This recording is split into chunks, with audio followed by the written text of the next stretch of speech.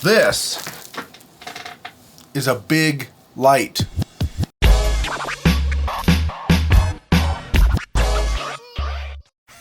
All right, people, let's get into it. I am Garrett, and in this video, we are looking at a very interesting light from SWIT. If you watched our last video on a SWIT product, it was an ultra bright monitor, turned out to be super cool. This is much weirder. SWIT has sent me the SL-150P. This video is broken up into 3 parts. If you want to skip ahead to one part or come back and review a part again, that is in the playhead below as well as in the description. In order to fully test a RainProof light, we of course needed to test this light in the rain. To show you what I'm talking about, this is the micro short that we shot for this. This is the same short that we used for the 50mm anamorphic video for Great Joy. Again, link up over there to that one if you have not yet seen that. But this is the short that we affectionately titled Dog.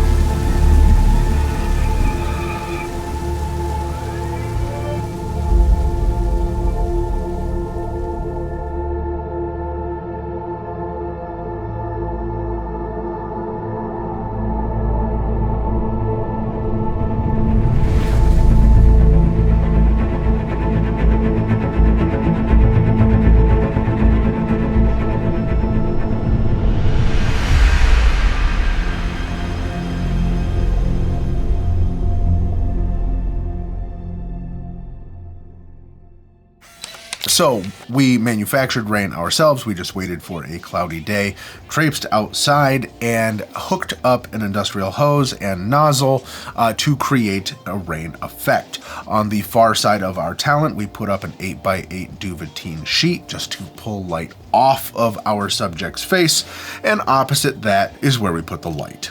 It performed beautifully. In fact, the only thing that failed in the rain throughout this shoot was the rain bag that I was using for my camera. I bought a rain cover specifically for my camera to use for this shoot, and within 10 minutes I was feeling water beating down the back of my hands where the stitching seams were for this supposed rainproof water bag. So unfortunately, our shoot went from being 2 hours long to being about 15 minutes long, only because not anything to do with the light, but just because the thing that is designed to be in the rain was not designed to be in the rain. The light, however, worked admirably. When you buy the 150p or the 100p, it comes in a sweet carrying case like this. It's a soft case, so it's not a full hard case like a Pelican, but it does have really good structure to it. Inside of the case, we have quite a few things. First things first are the AC power options. Of course, you can plug this directly into a wall without any issue. So you would use a standard 3-prong power cable for whatever region you are in. And then of course, this would connect to the ballast, and this would then connect to that power cord. So this is if you're running off of mains power. You have both of those there, which is great. Next, we have the ballast itself. Looks like this. So on the one end, we have the DC in. This, of course, is where we would plug in that mains power should we want to have that. On the top, we have DMX in and DMX out. This, of course, then plugs into the light fixture itself on this end, which, if I'm not mistaken, yep, is a 5-pin XLR. Totally cool. There are 2 dials on the front of these. There is both a dimmer and a color temp. So this light gets you between 2700 and 6000 Kelvin. Yes, it is a true bicolor LED light. And then of course we have our dimmer from 0 to 100%. And they've kind of listed features, which I think is kind of interesting here, but they've listed features along the front of this. The first is they have the CRI and TCLI ratings, which they have listed here as 98 and 99 respectively. These figures differ a little bit from what's on their website, but regardless, they are in the high 90s nonetheless. This again does have the DMX 512.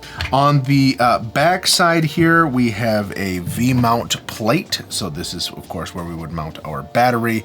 And on the one side of the plate, as with most of them, we have a D-tap on that side, an eject trigger here. And then on the bottom again, just so that way you can see, we have a power toggle that is inside of a rubber housing. There's an LCD screen here on the front. That LCD screen, of course, is what lets me know what my intensity is at and what my color temperature range is. You can depress both of these buttons, and it shows here that long presses allow you to have more DMX controls within the ballast itself.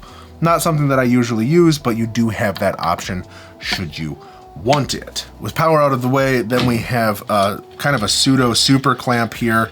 This is then how you would mount the ballast, which goes here, slides in via rails directly onto your light stand.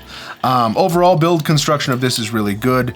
The rubber mat here that you can kind of see, the more you twist this down to tighten it up, this starts to rotate. So I think that the adhesive of this little rubberized plate here doesn't like the water as much as the rest of the system, because I think the adhesive got a little loose with that, but not that big of a deal overall. Solid build, all metal. This mounts the ballast. And then of course, we then have the actual mounting fixture. So this is what then takes the light mat and puts it onto the stand itself.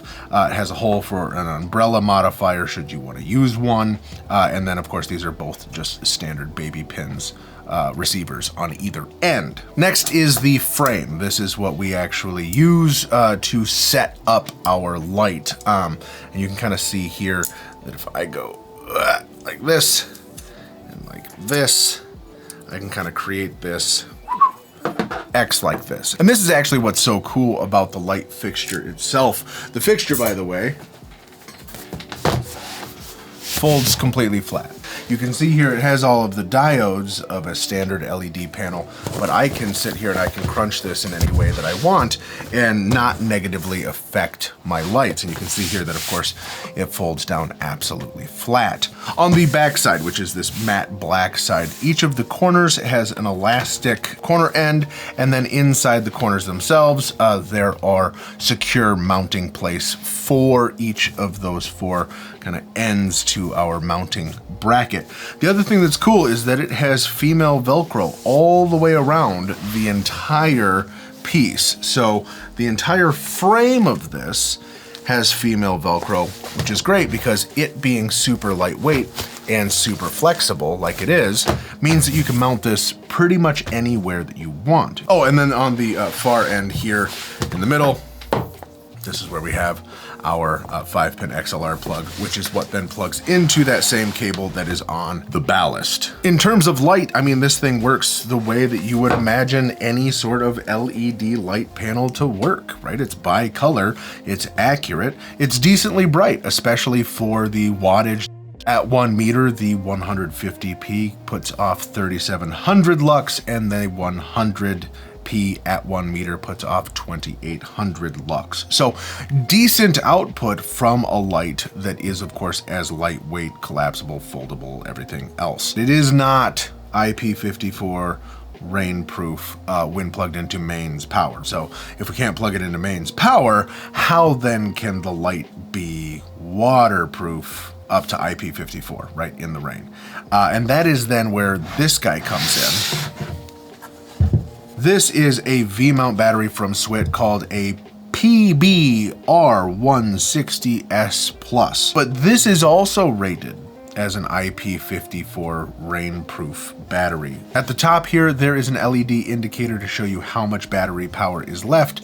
And then at the very top, there is a D-tap port that is covered. The way that this works in conjunction with The ballast would be just exactly how you would think, to where we have the terminals down here.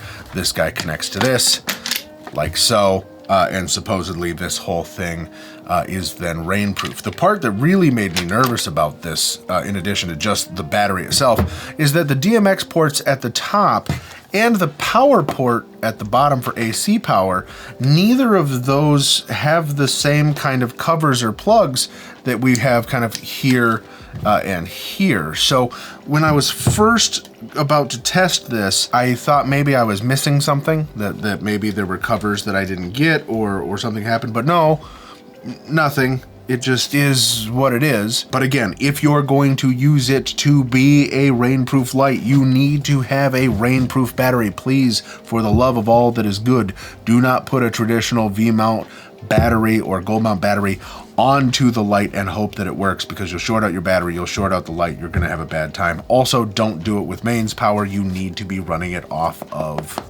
battery.